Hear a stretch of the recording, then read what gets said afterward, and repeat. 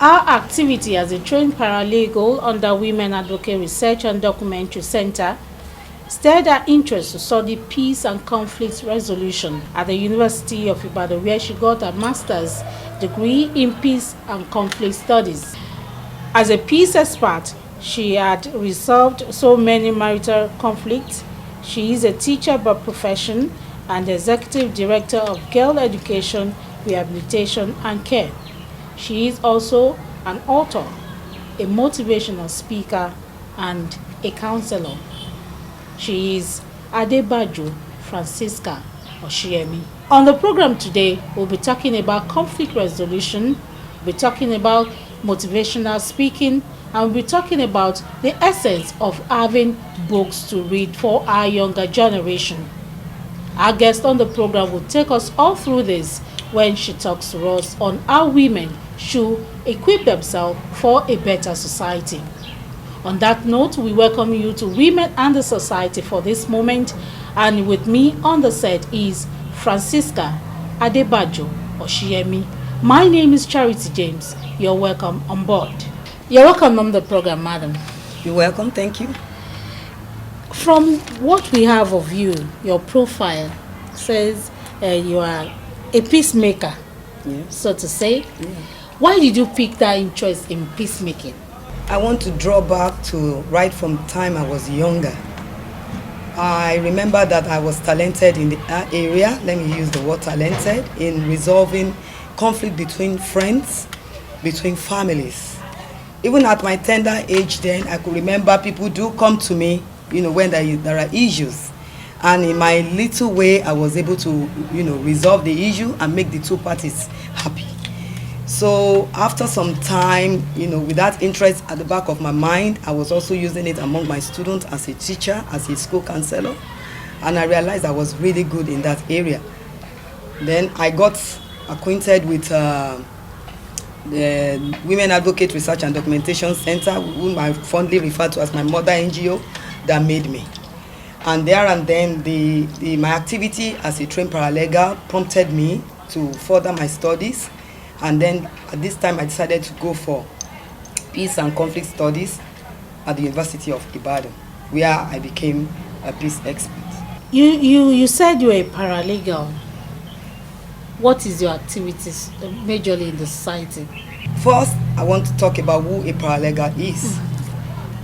A paralegal usually is not a lawyer, but a paralegal can act in the place when there is no lawyer, to counsel, to also educate the clients on the next step to take if there is need for litigation. A paralegal, as I rightly said, is not a lawyer, but has a little bit of knowledge of law and will be able to use it to, to educate the clients on how to administer or how to access legal facilities. My activities as a paralegal under Women Advocate Research and Documentation Center, whom I work with as a volunteer, not paid, but as a volunteer member, my experience there have helped me in the area of conflict resolution, particularly in the area of women, domestic violence against women. My experience at the University of Ibadan as a peace expert, I got the knowledge of ADR, the importance of ADR in resolving conflict. There and there, I got to know that litigation is usually should be the last. In most cases, it is the first. People usually take litigation as the first, and that is why conflict escalates. It should be the last. So I was using, as a paralegal, as a trained paralegal, I was using my knowledge of ADR, that is alternative dispute resolution, to attend to my clients. And there and then I realized I was able to use the mediation method to really resolve a lot of conflict issues. And today I can proudly say quite a number of women who should have been divorced or separated from their husbands are back there doing well. Women Advocate Research and Documentation Center. What really is your activity there? Because this program is for you to tell us what you do, especially in the society, in helping women. And with your NGO's name, there's issue of women advocate there. So what do you really do in helping the women in the society? The acronym for Women Advocate Research and Documentation is WADC. WADC is a well-known name. They are stakeholders even in Ogun State because they've done a lot in the area of gender equality, in the area of gender mainstreaming, in the area of gender budgeting, in the area of even the child right law. So my activity is quite enormous, but I will just mention a few. As the head of the paralegal in Ogun State, I do, I'm a program director for my organization. We look for events, we look for activities based on what is trending, the time that coronavirus is, rampant, at the early stage of it, when they are educating people on how to, protect themselves against the disease. And also, most importantly, we also educate women about the issue of gender inequality, realizing that gender inequality is actually a big factor in gender discrimination. And even it is even descending to the extent that it is even one of the reasons even for rape, because women are seen to be nothing. Women are marginalized everywhere, and it's even one of the effects of that marginalization is rape. So as a trained paralegal under this organization, I have been able to educate women to take their stand, to be educated, to educate their children who are girl child. I've been able to also to let women know that their position is no more at the rear, but their position is at the front, or at the side of even the men. Because looking at the society, women are really doing a lot. Women are doing a lot even in helping the men. Women are, they are stakeholders. Let me use the word stakeholders in every aspect, every affairs of life. So why should women be put at the rear? No more. Not even at this era. These are things we do. During political time, I am not a politician, but during political time, we go from word to word, we sensitize the women, we let them know their role is no more to dance and sing and clap after these men. But their role is to demand for a mandate, and the mandate is equal participation in governance. It is time for women to know our rights. Most women do not, but this time around it's changing. The trend is changing. More women are getting to know their rights. It's their right to demand for accountability. It's their right to demand even for participation in governance. We also have right to be part of the government. You cannot say you want to help women when none of women, is being represented there. You understand what I mean? I do. So that is what I have been doing in a nutshell. Okay. Madam, the issue of gender inequality, naturally women are wired to be a caregiver, and when we start fighting for gender inequality, isn't that switching roles? To you, don't you think we are pushing our luck too far when you or other people are telling women to fight for all their rights in the society? The word gender itself is an assumed role that is given to a male or female. What do I mean by assumed role? There is no law that puts a woman permanently at the back of men. There is no law that dictates that, this job should be for a male or for a female.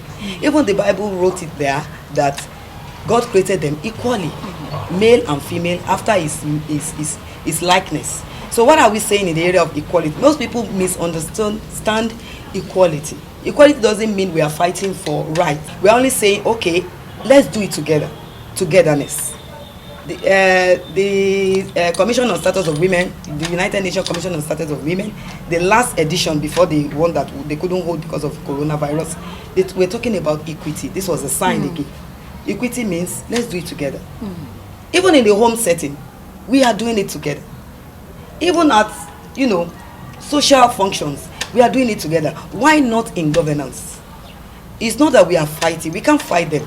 We need the men. The men need us. We are only talking about equality. We are not talking about, working together hands in hand. Another aspect I want us to look at this moment is the issue of child right law.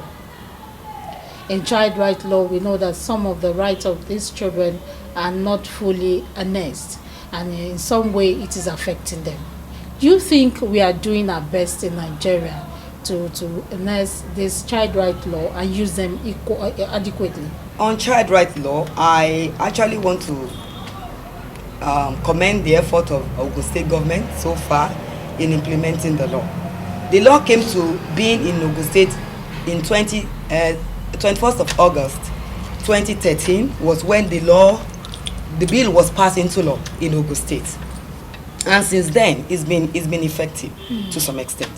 The Ministry of Women Affairs as well, they are doing well in that area, and but that I need more can still be done in that area, and it starts by making adequate protection, giving adequate protection to our children, because children have rights to names, they have right to life, they have right to good health, they have right to education, they have right to good parenting. Aside the fact that their words are taken to school for additional parenting by teachers, it is their sole responsibility to take care of their children right from home. Gone by the days when that popular say that charity begins from home was relevant. But right now you discover that even children learn bad things from home. They are better reshaped in school. It is in school that we discovered some of them that are troublesome, some of them that are tyrants. It is in school we discover them. When you invite their parents, they are like, we never know our kids is into that. And you begin to wonder, what time do you spend with your kids that you don't know what they do? So that aspect is still lagging, and I want to also talk to viewers who are parents to please do more on that area. What do you think the parents should do in molding the right child? They should spend more time, sincerely. Because of the bad economy, parents do not have time for their works, for their kids. They don't have time. Even when their kids want to call their attention on something important, they are like, what is it? What is it? I'm busy. Can't you see I'm busy? They are always going somewhere, and at the end of the day, they are like, I'm looking for what you are going to eat. I am looking for your school fees. It's not enough. Of what use is educating a child, and at the end of the child does not have attitude, doesn't have behavior. The child wastes your money at the end of the day. So they need to have time. Look at the shutdown. This shutdown has had a lot of negative effects on our kids. And that is why I want to implore parents to be more, observant at this time.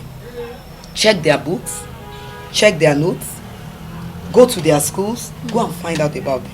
Go and know more about your child. That the school is the best place for you to really know who your child is. Let's look at another aspect of you. You are a peace expert. And we know that when there's conflict, there's bound to be peace at the end of the day, if both parties want peace to reign.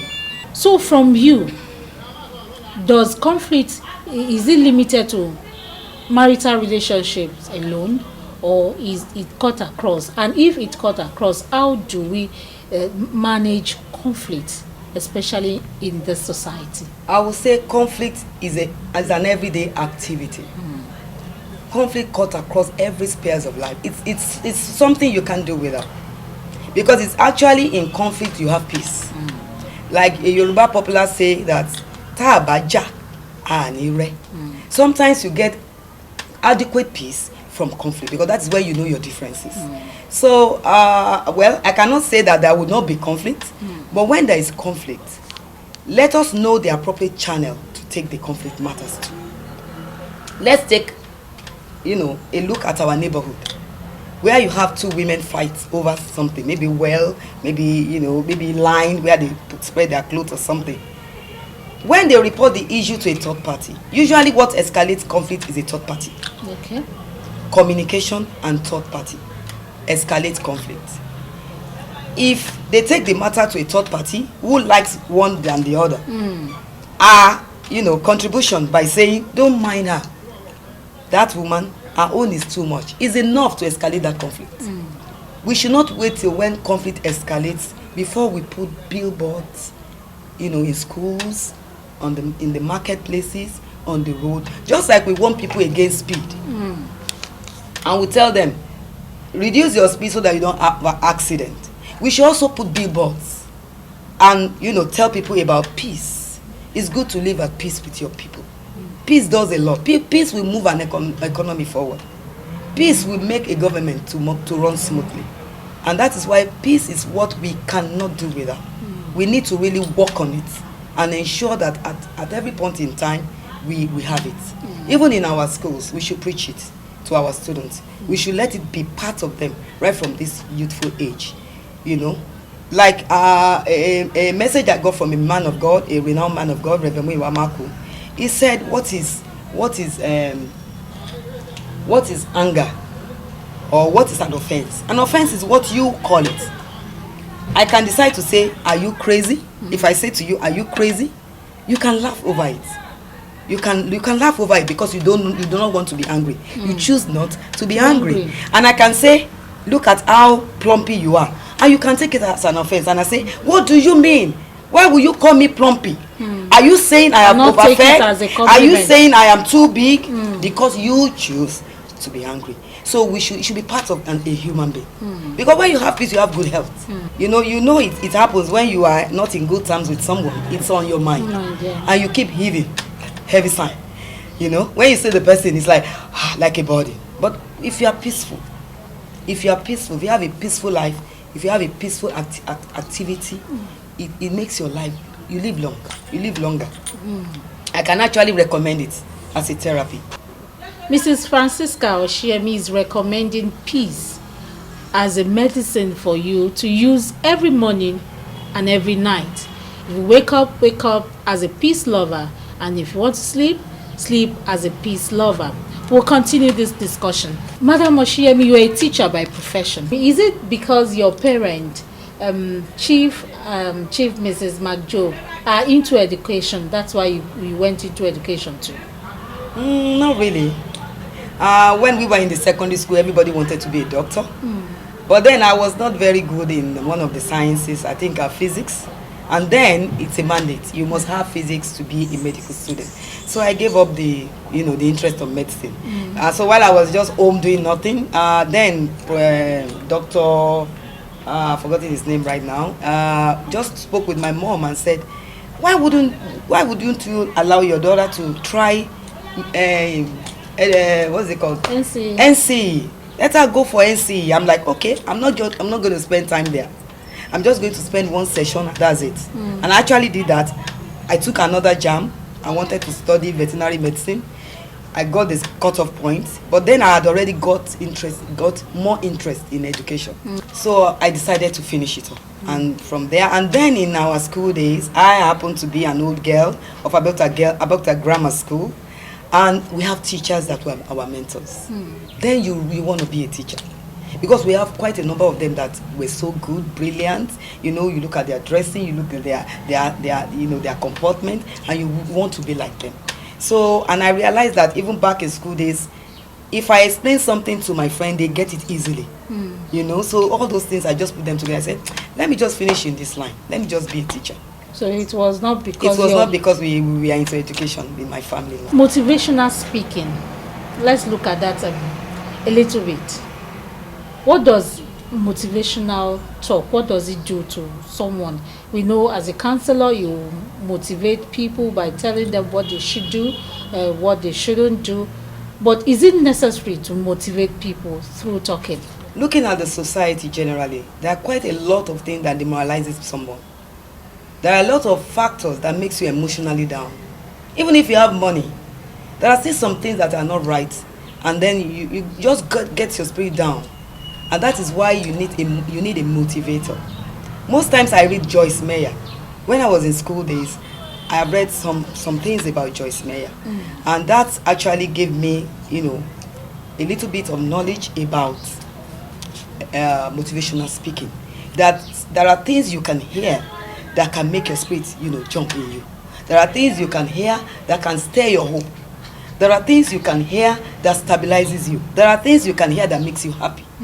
And that is the need for you to motivate people. Even our kids at home. You can motivate a child that fails, for instance. You don't chastise that child by using, abusive words on that child. It could make a child want to commit suicide. Thank God it's not even in the foreign, countries where kids don't have a second thought. They can say, oh, because my dad said I may never do well, and then they drown themselves. But yeah, thank God, our kids, they are like, whatever happens. But then we still have some of them who will not like that, who will want, to be talked to in the right way. So we could talk to our kids, even our students. I remember there's a boy, I don't want to mention his name because I know he's going to be embarrassed. He's doing so well now. I remember some years, almost 2 decades, when I was a young teacher that time. I was working in Catholic Comprehensive High School then. This boy was always failing exams. I never got to know his background. I never knew he just lost his mom, and he was, under punitive, treatment from the stepmother. But I just noticed him in my class that he was not doing well. So I picked up interest in this guy. And each time he fails, I hug him and tell him good things. And I say, you can do it. You are very handsome. You are a good boy. Your future is bright. Just keep working on. The guy is working in one of the best companies today. And I'm like his mom. I'm like his mom. Before he does anything, he tells me. I'm proud. And each time I look back and I'm like, oh wow, thank God I didn't miss this opportunity. What will have become of this boy? We need to do that. Even to our children, even to other people's children. We need to applaud them when they do well. Even when they don't do well, we need to motivate them. As we round off, madam, I want you to talk to women the more, because the program is women and the society, and our target is women. What do you think they should really do to develop themselves? Because we know that a developed woman will help others to develop too. I'm going to streamline my advice to 2 categories of women. The first categories are the women who are not employed, women who are doing nothing, women who have relegated themselves to be full-time housewife. I hate that word with passion. Full-time housewife. Doing what? Doing nothing. The era of women being full-time housewife is gone. Even if you want to be within your house environment, it could be that you have a shop you run, or it could be you have a service you are giving, but not full-time doing nothing, waiting for the man to bring his income. That's where disrespect comes from. The second category of women I want to talk to is the widows. Widowhood comes, unexpectedly. Nobody prays it. You understand? It's a passionate time for a woman. It's a time where a woman, really needs help. But then, don't take advantage of the fact that you are a widow and then turn yourself to a beggar. People will take advantage of you. Women, be empowered. Get the right thing doing, and when you do that right thing, let it affect others positively. When we come back, it will be time for Mrs. Osinyemi to tell us what our favorites are.